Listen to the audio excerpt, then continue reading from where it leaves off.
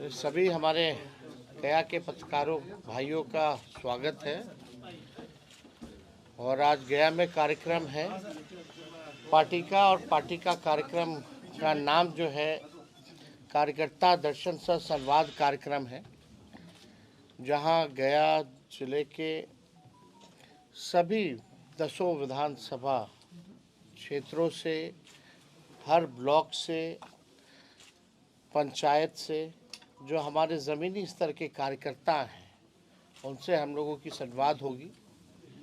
और संवाद का लक्ष्य यही है कि पार्टी के विचारधारा और संगठन को और कैसे ज़मीनी स्तर पर हम सब लोग जो है मिलकर के मजबूत करें और इसका विस्तार करें।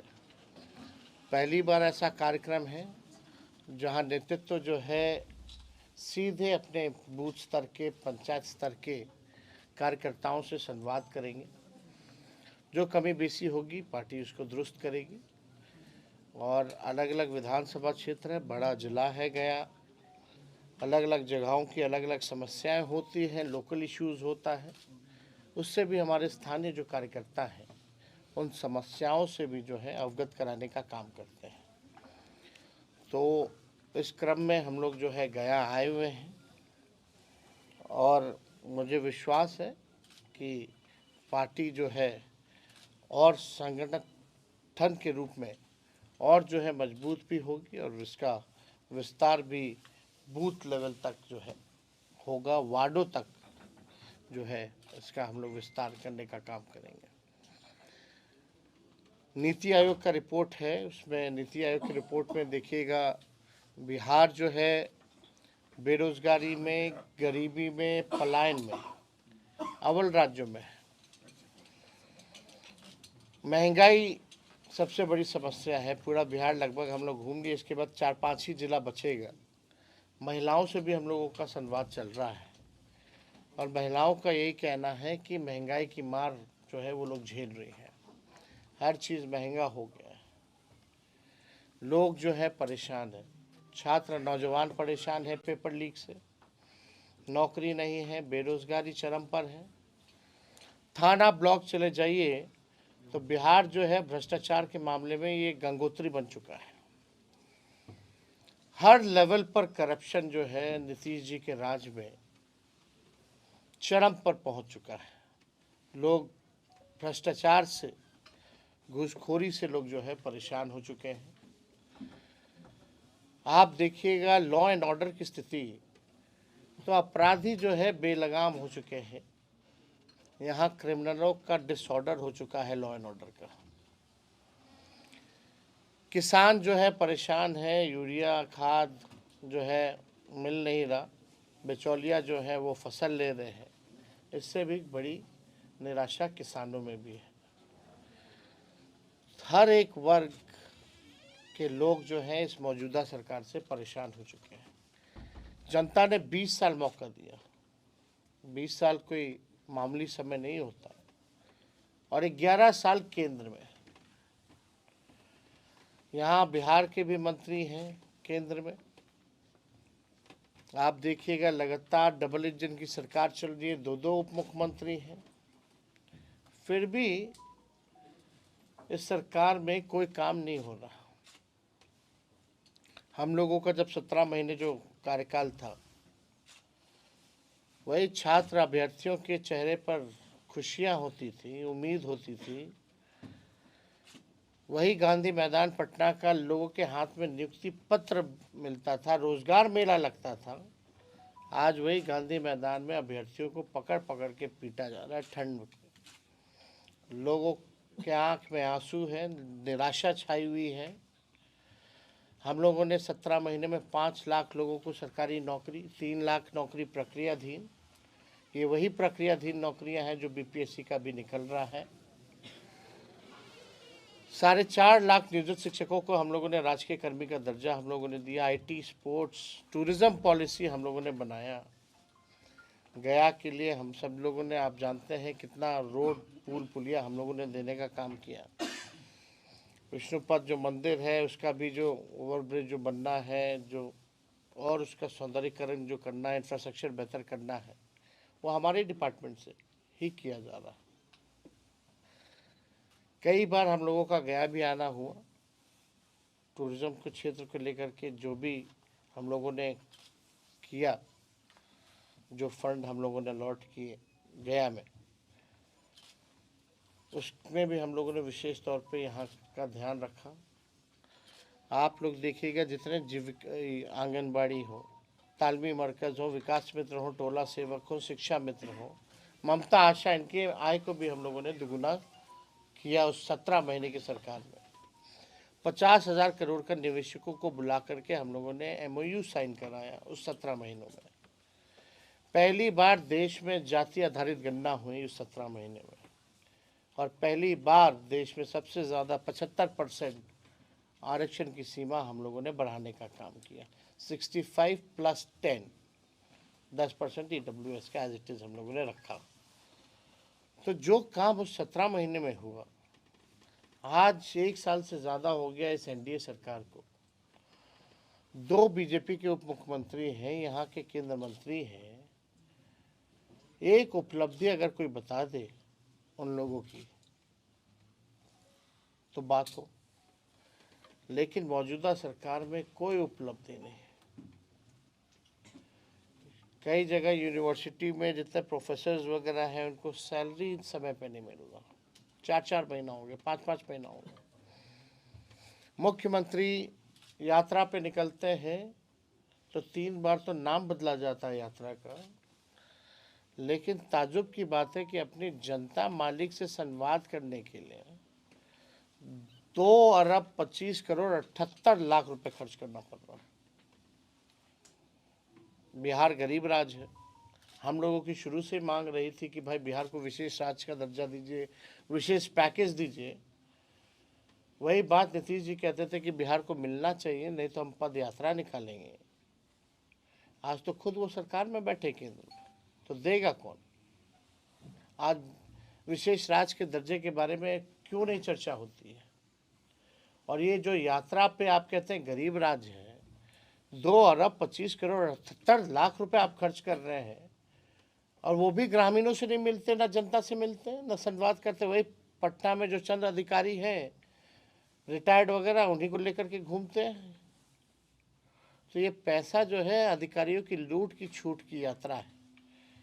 ये प्रगति यात्रा नहीं, ये दुर्गति यात्रा है। कई मुख्यमंत्री जाते हैं, सजावट हो जाती है, टेम्परेरी पे भाड़ा पे सामान ले आया जाता है, फिर उठा करके ले जाया जाता है। कितनी तस्वीरें आप लोगों ने दिखाने का काम किया है कि क्या स्थिति रही, और किससे संवाद कर रहे हो? पत्रकारों से अगर वो कुछ कहना भी चाहते तो 2 मंत्री जो है, एगो रिटायर्ड अधिकारी खींच के ले जाता है, चलो चलो हो गया, बहुत हो गया। वीडियो है, हमने ट्विटर पे डाला है, आप लोगों ने भी देखा होगा उस वीडियो को। तो ये स्थिति है। तो इन लोगों के पास कोई विजन नहीं है, कोई रोड मैप नहीं है, इन लोगों के पास कोई ब्लूप्रिंट नहीं है कि बिहार को आगे कैसे ले जाए। नीतीश कुमार जी थके हुए हैं, इस टायर्ड, और गवर्नमेंट रन कर रहे हैं रिटायर्ड अधिकारियों के साथ। और पूरे बिहार में DK बॉस ही असली सुपर CM है। DK बॉस जो है वही सुपर CM है। और आप कह सकते हैं कि जितना ब्लॉक थाना में भ्रष्टाचार हो रहा, ही इज़ द बेनिफिशियरी। वही बेनिफिशियरी है। जो ट्रांसफ़र पोस्टिंग का जो खेला बिहार में हो रहा है, उनके बेनिफिशियरी वही है। मुख्यमंत्री केवल अब उनका चेहरा आगे करके कुछ लोग जो है सरकार जो है रन कर रहे हैं। तो हम लोग सब लोग यहाँ गया आए हैं, इसके बाद भी हम लोग आते रहेंगे, अलग अलग कार्यक्रम होता रहेगा। तो आप लोगों का कोई सवाल होगा तो।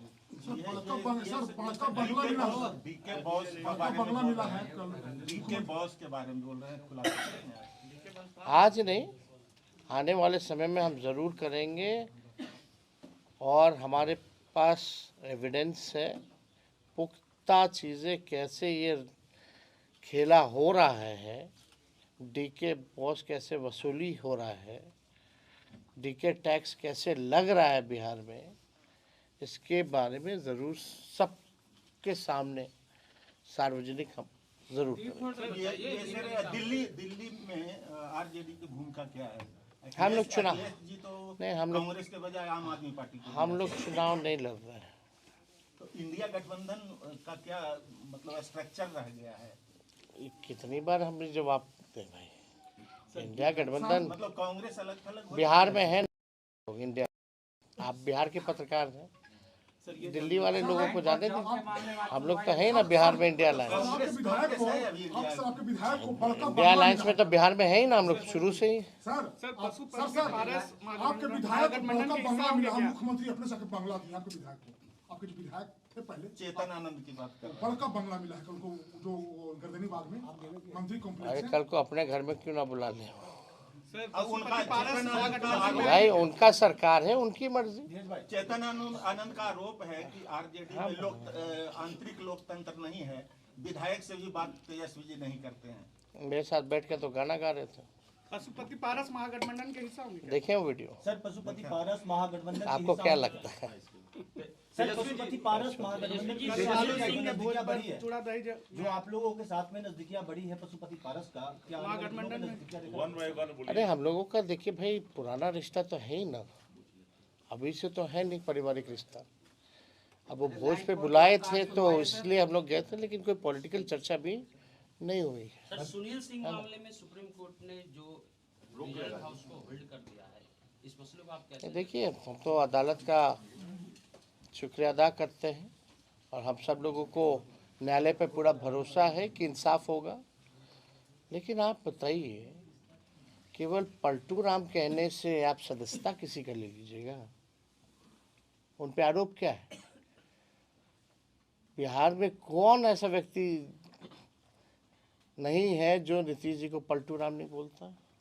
वो तो हम आदर करते हैं, सम्मान करते हैं उनका व्यक्तिगत तौर पे। लेकिन आप अगर पलटू राम कहने पे सदस्यता ले लीजिएगा, ये तो तानाशाही है ना, ये तो अन्याय है।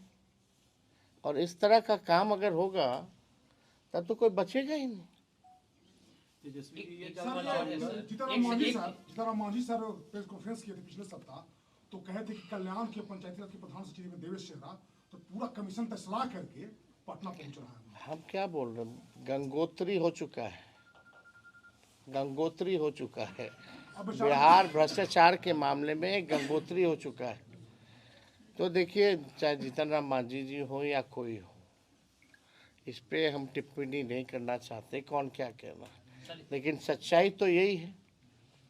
अब इससे ज़्यादा अब केंद्र मंत्री एनडीए के अगर ये बात कह रहे हैं तो अब देखिए क्या हो। सवाल ये है कि पिछले 2020 के विधानसभा में 10 सीटें जो है यहाँ महागठबंधन लड़ी, 7 सीट आपने लड़ा, 3 सीट जो है वो कांग्रेस लड़ी, एक भी सीट मुसलमान को नहीं दिया गया। तो क्या इस बार के चुनाव में शेरघाटी हो या अन्य बेलागंज हो, यहाँ कुछ समीकरण बदलेंगे या सेम रहेगा? अभी आप समय आने दीजिए, पार्टी निर्णय करेगी इसमें।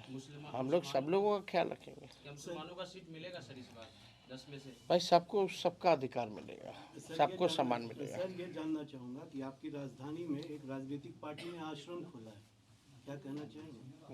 एक राजनीतिक पार्टी ने आश्रम खोला है। कैसा आश्रम? जन सुराज आश्रम। क्या अब हम इस पे कोई टिप्पा टिप्पणी नहीं करना चाहते हैं। सब लोगों को चुनाव लड़ने का, पार्टी बनाने का, आश्रम खोलने का अधिकार है इस लोकतंत्र में। लेकिन ताजुब तब लगता है ना, पीछे गांधी जी का फोटो लगा रहता है, अब बात होती है कि शराबबंदी जो है वो ख़त्म कर देंगे। महात्मा गांधी का पीछे तस्वीर, अब बात करते हैं शराबबंदी ख़त्म करने की। ये तो बापू की विचारधारा नहीं है। खैर, इस पे ज़्यादा टिप्पा टिप्पणी हमको नहीं करना है। नीतीश जी का ऑफर रहेगा कि नहीं राजद में? कोई मतलब नहीं भाई, अब सीधे चुनाव होगा, जनता चुनेगी। मीसा भारती बार बार वो बोल रहे हैं कि वो परिवार के सदस्य है, वो संभव। अरे भाई, व्यक्तिगत रूप से अलग है, राजनीतिक रूप से कोई मतलब नहीं है ना। लैंड फॉर जॉब के मामले में आज सुनवाई है सर, हर महीने होता है।